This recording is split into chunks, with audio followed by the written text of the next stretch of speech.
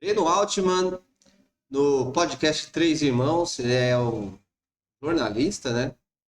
Manja bastante aí dessa questão aí do Oriente Médio. Ele é judeu, tá? Eu vou fazer esse react aqui, que é um assunto do momento, né? O mundo tá de olho, né? O que tá acontecendo lá. E acredito que ele tenha boas informações aí para deixar a gente aí bem informado, tá? Então já vai deixando o seu like, certo? Me ajude a crescer aqui na plataforma, tá? O canal é pequeno, mas eu faço de coração, beleza? Então, bora lá, vamos pro React de hoje. Valeu, vamos lá. Guerra árabe-israelense e que os demais 21% fossem desocupados para que pudesse surgir um Estado palestino. É quando surge a última formulação do que deveriam ser os dois Estados. Um Estado judeu, em 79% da Palestina, e um Estado judeu, um Estado palestino, nos demais 21%, com Jerusalém dividida pelo meio. Jerusalém Ocidental para Israel, Jerusalém Oriental para os palestinos. Israel Né? aceita? Israel Cumpriu?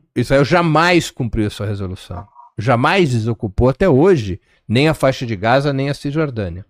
Chegou a desocupar em 2005 em condições específicas a faixa de Gaza, a gente já chega lá, mas o fato é que Israel, desde 67, vira um Estado colonial pleno. Ou seja, ele ocupa de forma colonial, ilegal, contra as resoluções das Nações Unidas, contra o direito internacional.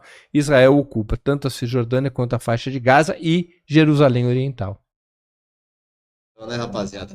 Vocês podem ver aí essa situação aí entre Palestina e Israel já é uma situação aí que, se eu não me engano, né, desde que acabou a Segunda Guerra Mundial, né, que os judeus foram para lá, para aquela região da Palestina, né, para poder criar, né, um estado judeu, né, e desde então há esse conflito, né, com os palestinos, né. E enfim, né, é uma história muito complicada, cheia de desdobramentos, né, e que infelizmente parece que está cada vez mais longe de acabar, né. Vamos lá. Tá? Isso é o que acontece com a Guerra de 67. Os árabes tentariam reagir a essa situação em 73, nova guerra, a quarta guerra árabe-israelense, que é chamada da Guerra do Yom Kippur, porque ela ocorre durante esse feriado judaico. Os árabes avançam sobre Israel. Israel no início tem graves dificuldades. Finalmente é apoiado pelos Estados Unidos, que fornece aviões ultramodernos para Israel. E também há situações até hoje nebulosas sobre o comportamento do Egito na guerra. O Egito poderia ter chegado em Tel Aviv e ele para suas tropas antes de concluir a ofensiva, o que sempre levantou, especialmente por parte da União Soviética, suspeitas de que parte da direção egípcia já estava no bolso dos Estados Unidos. Né? A União Soviética teve, sim, ainda é uma situação nebulosa do que aconteceu na Guerra de Yom Kippur, mas o fato é que Israel derrota mais uma vez os países árabes na Guerra do Yom Kippur em 73 e consolida sua ocupação colonial sobre a região. Pois é, né, gente? Então, assim, Israel segundo o Breno aí, né, tem expandido cada vez mais os seus territórios, né, em cima de terras que já eram dos palestinos já, né? Que é o sionismo, né? Segundo eles, né, eles têm, segundo as escrituras, enfim, né, é como se fosse um direito sagrado dos judeus aquelas terras. Eles fazem, né, eles estão fazendo de tudo para poder ter esse direito que é sagrado, que está nas escrituras. E os palestinos que lidem com isso, né?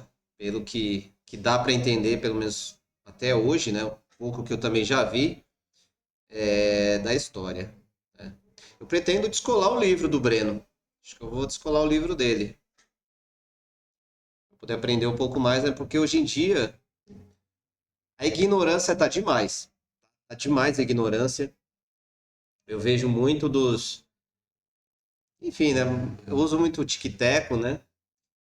E, meu, o que tem de comentário de postileiro que não entende absolutamente nada, assim, é grotesco, sabe? Não sei se é porque é muita molecada, entendeu? Acha que é uma briga de herói contra bandido, entendeu? Sabe? É um misto de preguiça de tentar entender as coisas, né? De ir além, né? O povo já quer tomar conclusões logo, né? Tomar um lado logo, de qualquer jeito. E é isso aí, né? Mas vamos lá. Tá bem? Em paralelo, as forças palestinas articuladas pelo LP, elas combatem a colonização sionista. Combatem de todas as formas, motins, greves, ações armadas. Como, aliás, prevê e protege uma resolução das Nações Unidas. A resolução 3303 de 1973, que diz claramente que os povos submetidos à ocupação colonial têm o direito a todas as formas de luta, incluindo a luta armada. Eita. Essa resolução é aprovada em função do caso português, por conta do direito dos povos de Angola e Moçambique, entre outros, de lutar contra o colonialismo português. Mas ela é votada em função do caso português e ela se estende como uma resolução para todos os povos submetidos à colonização. Olha que interessante. Então, essa resolução, ela, enfim, dá legitimidade aos povos que estão sendo colonizados de se levantarem e combaterem os seus colonizadores, né? Interessante isso aí. E começou, então, pelo jeito ali na África, né, com os povos que eram colonizados por portugueses. Então essa resolução acabou se estendendo para todo mundo, né? Para todas as nações que são colonizadas. Portanto, o povo palestino tem o direito da luta armada. O direito à insurgência, o direito à revolução anticolonial. Não pode falar que isso são práticas terroristas. Não, de jeito algum. Não. De jeito algum. O surgimento depois de Hamas é legítimo. Claro, legítimo. Claro. Então, aí a OLP trava uma luta duríssima. Duríssima. Heróica luta contra a colonização sionista. E uma luta muito assimétrica. O apogeu dessa luta, na minha opinião, Robertinho, aí nós estamos chegando à fundação do Hamas, ela vai acontecer na primeira intifada. Quer dizer, esses combates que já estavam rolando já, né, ali, precede o Hamas, bem antes do Hamas, então. Então a luta armada já estava rolando há muito mais tempo, bem antes do surgimento do grupo Hamas. Quer dizer, já havia grupos armados palestinos, né?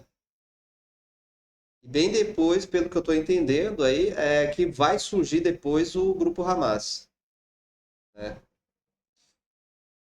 A gente, luta armada é isso, né? Violência, raiva, ressentimento, né? São abusos, né? Que acontecem. A coisa não é tão simples assim, né? Vamos lá. A primeira intifada, ela começa em 1988 e vai até 2003. O que é intifada? Intifada é uma palavra em árabe para rebelião. A primeira intifada começa onde? Na faixa de Gaza. Em Jubalaia, que é esse campo de refugiados que Israel massacrou nos últimos meses. A primeira rebelião. Quem participa da rebelião, desse início da rebelião na faixa de Gaza, que depois se estenderia pela Cisjordânia? Jovens. E jovens religiosos, pela primeira vez. Porque a juventude ali dos anos 80, ela já não tinha na OLP a mesma referência que a geração dos seus pais. A OLP não estava tão presente na vida delas, porque a OLP tinha sido muito perseguida, tinha sido obrigado, seus líderes tinham sido obrigados a ir para o exílio. Muitos dos líderes do OLP estavam no Líbano, depois estavam na Tunísia e depois estavam em outros países árabes, não é? quem que convivia com eles ali naquela situação de luta? Era um grupo religioso que começava suas atividades, tinha começado suas atividades na faixa de Gaza, ali no final dos anos 70, início dos anos 80, que era um braço na faixa de Gaza da Irmandade Muçulmana. A Irmandade Muçulmana era uma organização islâmica sunita, que tinha muita presença no Egito. O Egito faz fronteira com a faixa de Gaza. Uhum. E esse braço religioso passa a ter importância ali na faixa de Gaza. Realmente apenas um braço religioso. O que fazia esse grupo?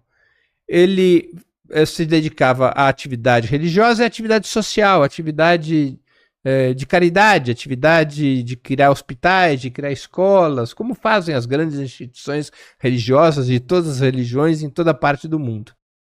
É tipo serviço social, que nem o padre... Esqueci o nome do padre agora que trabalha aqui, né? Que fornece alimento lá pro pessoal ali da Cracolândia, né? Enfim, né? Que trata de pessoas, né, que de certa forma acabam se tornando indesejadas por N motivo, né, por terem entrado nas drogas ou na desgraça. Então, assim, no caso, na realidade palestina também havia um grupo assim, né, que procurava, né, ter um trato social ali naquela região, né.